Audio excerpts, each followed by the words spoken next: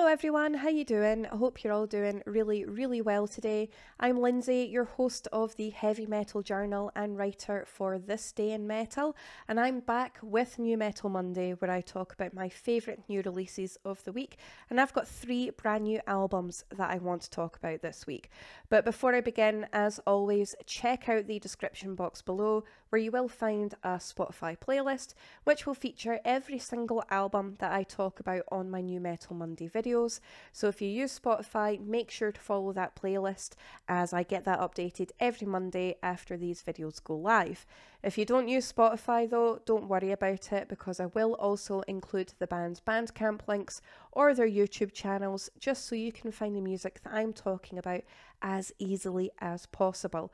Also, please forgive me if I sound a little bit off, if I sound a little bit husky, or if I'm struggling a little bit. I have the cold. I'm very unwell today, so please just bear with me and ignore the fact that I sound a bit bleh. And not the good bleh, the bad bleh. Anyway, 3 brand new albums that I want to talk about, but before I go into those 3 albums, I just want to talk about the new Werewolves album, Die For Us, which is the 5th studio album from the Australian death metal band.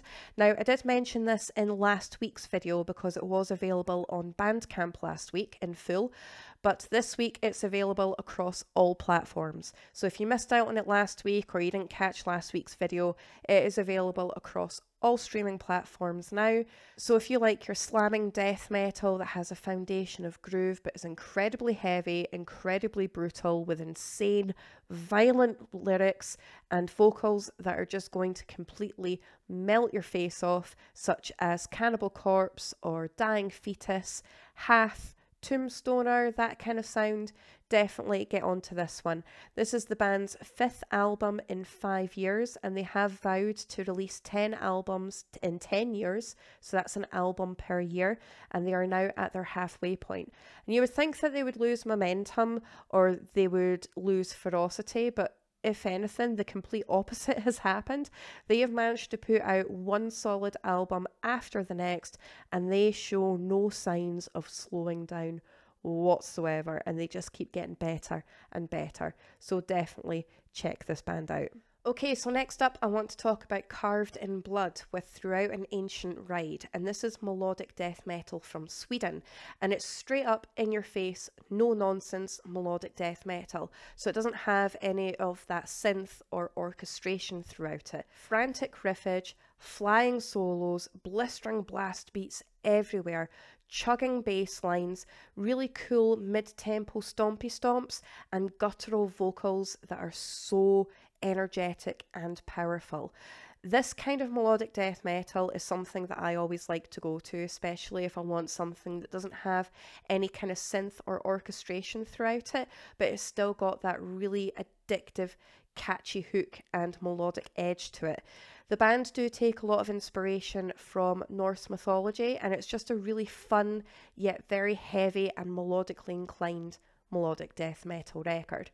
So if you are a fan of melodic death metal that has kind of like that Norse theme to it, such as Amon Amarth, you're definitely going to want to get onto this. But also if you are a fan of the likes of At the Gates or Machiavellian God, Among Ruins, that kind of sound, this one is definitely for you. But I really do like the heavier side of the melodic death metal genre, and this one is no exception. Okay, so next up on my list I have Assemble the Chariots with Unyielding Night, and this is the debut album from the Finnish symphonic extreme metal band.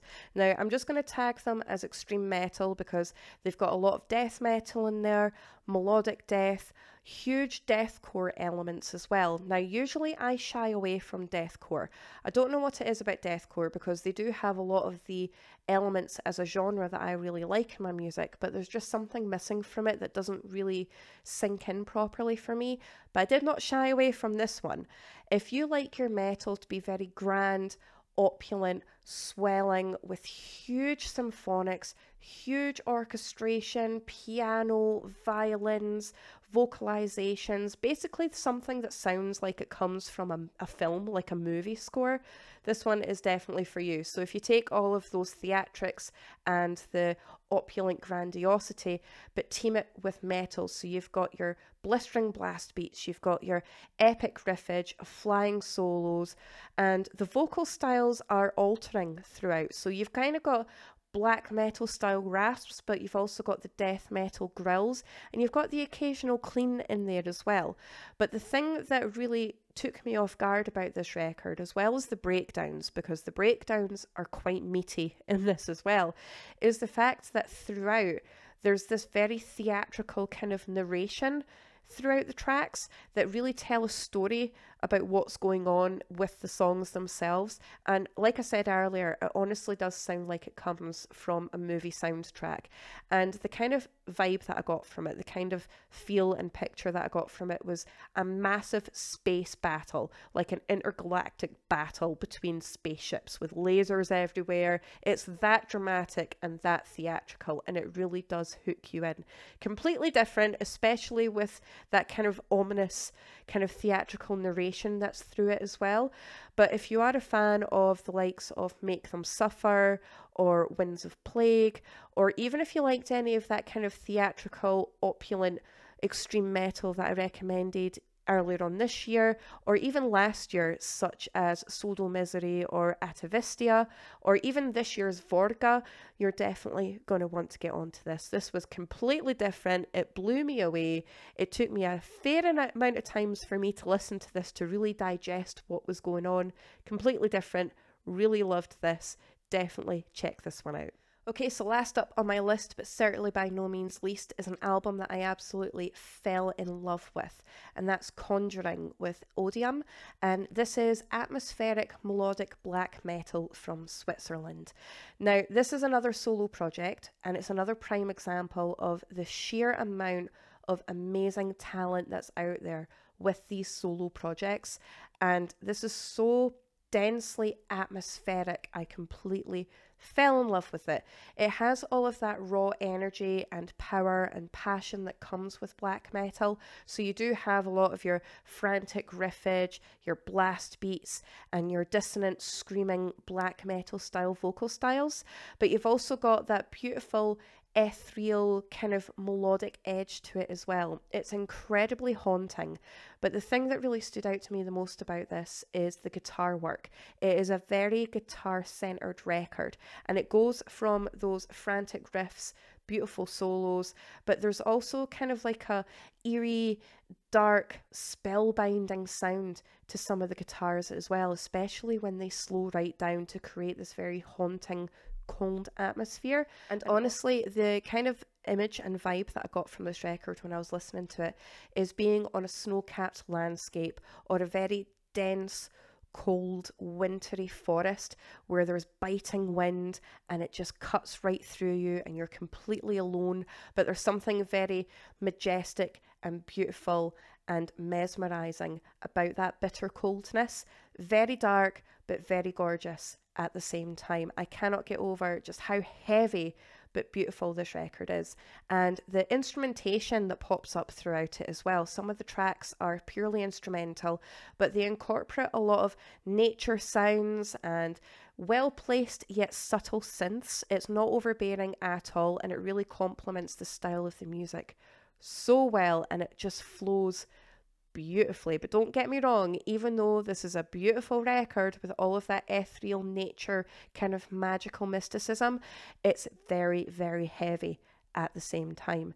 So if you are a fan of the likes of Belore, or if you like Malist or Halder or Blackbraid, that kind of vibe, this one is definitely for you. Don't sleep on any of the records that I've spoken about this week, but this one especially, this is something really, really special. And that's it for this week's New Metal Monday. Again, I am so sorry if I sounded a bit off or I didn't seem myself or if I was a bit husky. it's because I'm slowly dying, but I'm recovering from it, so it's going to be absolutely fine. Let me know once again what you think in the comments section about the records that I've recommended this week, and if you have any of your own recommendations, please let me know and I will definitely get those checked out. Make sure to follow the Spotify playlist just so you can keep up to date with all of the music that I'm talking about, or check out the Bandcamp links that I've included below as well. Thank you so much. I really appreciate your support as always, and I will see you very soon in my next video.